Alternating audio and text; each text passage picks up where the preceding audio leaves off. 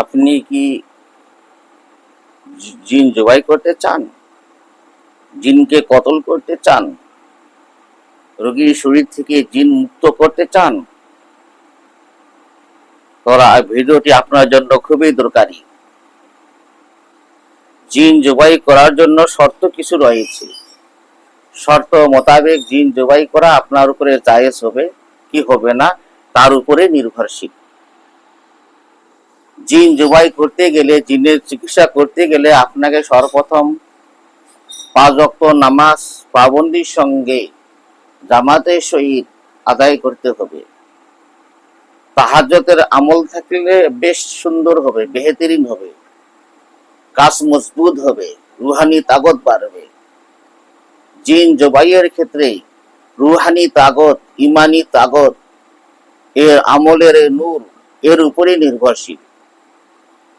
মনে রাখতে হবে,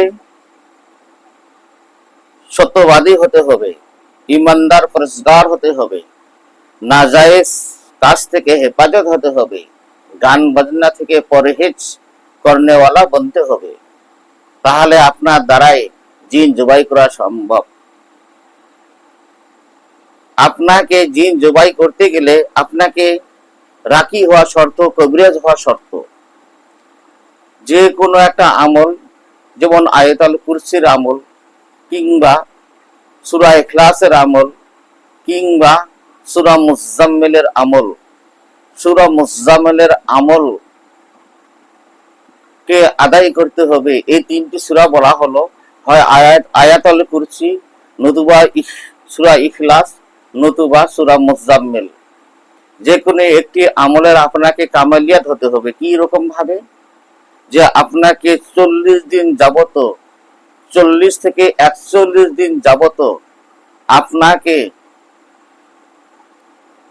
এই 3টি সূরার মধ্যে, ধরুন সূরা ইখলাস, সূরা ইখলাসের কি হতে হবে? সূরা ইখলাসের আমেল হতে হবে। সূরা ইখলাসের যাকাত আদায় করতে হবে। সূরা ইখলাসের আমেল বা যাকাত কিভাবে আদায় করতে হয় এই বিষয়টা সংক্ষেপে আলোচনা করছি ইনশাআল্লাহ। সেটা কি? আমরা সকলেই জানি যে সূরা ইখলাস, এটা ধরা হলো, আপনাদের সুবিধার্থে ধরা হলো, আপনাকে প্রতিদিন তাহাজ্জুদের সময় আপনি 12টায় পড়ুন বা 1টায় পড়ুন, ফজরের এশার পর থেকে যখন তাহাজ্জুদের সময় শুরু হবে তখন থেকে ফজরের আগ মুহূর্ত পর্যন্ত, সুবহে সাদেকের আগ মুহূর্ত পর্যন্ত, এই একই সময় যদি 12টার সময় বা 2টার সময় আদায় করেন, প্রতিদিন একই সময় তাহাজ্জুদ আদায় করতে হবে। আদায় করার পরে ওই জায়নামাজে বসে কারোর সঙ্গে কথা না বলে হুজুর সহিত আপনাকে 101 বার করে সূরা ইখলাস পাঠ করতে হবে 41 দিন যাবত। 41 দিন যখন অতিক্রান্ত হয়ে যাবে, তারপরে আপনি সেটার যাকাত আদায় করতে হবে। কিভাবে আদায় করবে? 41 দিন আদায় করার পরে, আমল করার পরে, 41 দিন সূরা ইখলাসের আমল 101 বার করে আদায় করার পরে আপনাকে কিছু মিষ্টান্ন বাচ্চাদের মধ্যে তাকসিম করে দিতে হবে, এই নিয়তে, হে আল্লাহ, সূরা ইখলাসের যে আমলটি আমি করেছি 41 দিন যাবত, এর নুরানিয়াত, এর কার্যকরী ক্ষমতা আমার সিনায় দান করো। তারপরে আপনি সূরা ইখলাসের আমল বনে গেলেন। এবার সূরা ইখলাসের আমল বনে গেলেন, বাকি আমলগুলো আপনাকে আস্তে আস্তে আস্তে কভার করতে হবে। তারপরে আপনাকে এই তদবির জগতে আপনি একজন বড় ওস্তাদ হয়ে গেলেন, বড় রাকি হয়ে গেলেন। তখন আপনি জিনকে রোগীর শরীরে হাজির করে জবাই করতে পারবেন। সর্বপ্রথম শর্ত হচ্ছে, রোগী যখন আসবে, যে রোগী কিরগ্রস্ত, মানে জাদুগ্রস্ত কিংবা জিনগ্রস্ত রোগী, জিনগ্রস্ত রোগীর শর্ত হচ্ছে প্রথমে রোগীর উপরে জিনটাকে হাজির করাতে হবে, কিংবা চোখ বন্ধ করে রোগীকে দেখাতে হবে জিনটা কোথায় কি অবস্থায় রয়েছে। তারপরে সেই জিনটাকে আপনি নসিহত করবেন। রোগীর শরীরে হাজির করার পরে রোগীর শরীরে জিনটাকে বেঁধে দিবেন, বন্ধন করে দিবেন, আটকে দিবেন, কার দিয়ে হোক বা ডান হাতের বুড়ো আঙ্গুলে ইয়া আল্লাহ লিখে হোক বা অন্য কোনো প্রকারে হোক, মানে অগ্নিবৃত্ত দিয়েও হোক, হ্যাঁ, এইভাবে তাকে আটকাতে হবে। তারপরে তাকে বিদায় দেওয়ার জন্য নসিহত করবেন, যেন পরবর্তীতে আক্রমণ না করে, ক্ষতি না করে। এই জিনটা যদি ইচ্ছাকৃত ভাবে প্রতিশ্রুতি দিয়ে যদি চলে যেতে চায়, তাকে ছেড়ে দেবেন, এটাই বেহেতরিন, এটা আপনার জন্য ভালো হবে।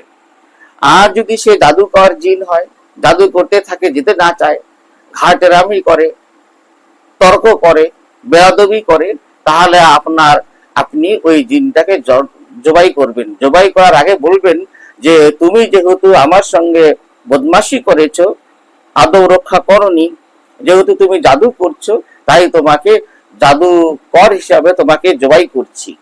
তখন আপনি তাকে জবাই করতে পারবেন। জবাই করার শর্ত হচ্ছে, সর্বপ্রথম আপনাকে ডান হাতটাকে মনে মনে নিয়ত করতে, হে আল্লাহ, আমার এই ডান হাত থেকে, ইয়া আল্লাহ, এই ডান হাত থেকে তরবারি বানিয়ে দাও। তখন আপনি ইসমে আজম পড়বেন, পড়ার পরে ফু মারবেন। তারপরে আপনি দৌড় শুরু করে একবার হোক, তিনবার হোক পরে ফু মারবেন। তারপরে বলবেন কুল্লু নাফসিন যায়িকাতুল মাউত, কুল্লু নাফসিন যায়িকাতুল মাউত। আপনি 21 বার করতে পারেন বা 11 বার পাঠ করতে পারেন। তারপরে ফু মারবেন। আবার শেষে দৌড় পাঠ করতে পারেন। দৌড় পাঠ করার পরে ফু মারবেন। আপনার হাতটাকে, জিনটাকে দেখাবেন যে হাতটা তরবারি হয়েছে কিনা। অবশ্যই তরবারি হবে, সেটা আপনার নিয়তের উপর নির্ভরশীল, আপনার রুহানি তাগদের উপরে, ইমানি তাগদের উপরে নির্ভরশীল হবে। যদি আপনার রুহানি শক্তি বেশি থাকে, ইমানি তাগত বেশি থাকে, তাহলে এই হাতটা অবশ্যই আল্লাহ পাক তরবারি বানিয়ে দিবেন। তারপরে জিনটা দেখবে হাতটা তরবারি হয়ে গেছে, তারপরে জিনটাকে তোবা করে নেবেন। প্রতিশ্রুতি দিয়ে মানছে না, আপনি ছেড়ে দিচ্ছেন, যাচ্ছে না, তাহলে আপনি ওই শর্তে বলবেন যে আপনাকে জবাই করতে চলেছি, আপনি আপনার মৃত্যুর জন্য আমি দায়ী থাকবো না, এই কথা বলে বিসমিল্লাহি আল্লাহু আকবার বলে রোগীটার মাথায় হাত দিয়ে এই জায়গায় এইভাবে ফুস মেরে দিবেন। 3 বার ফুস মারেন। জাদুকর জিন হলে 10 মিনিট পরে মারা যাবেন। আর যদি নরমাল জিন হয়, তাহলে 5 মিনিটের মধ্যেই রোগীটা ঢলে পড়ে যাবে, অজ্ঞান হয়ে যাবে, সেন্সলেস হয়ে যাবে।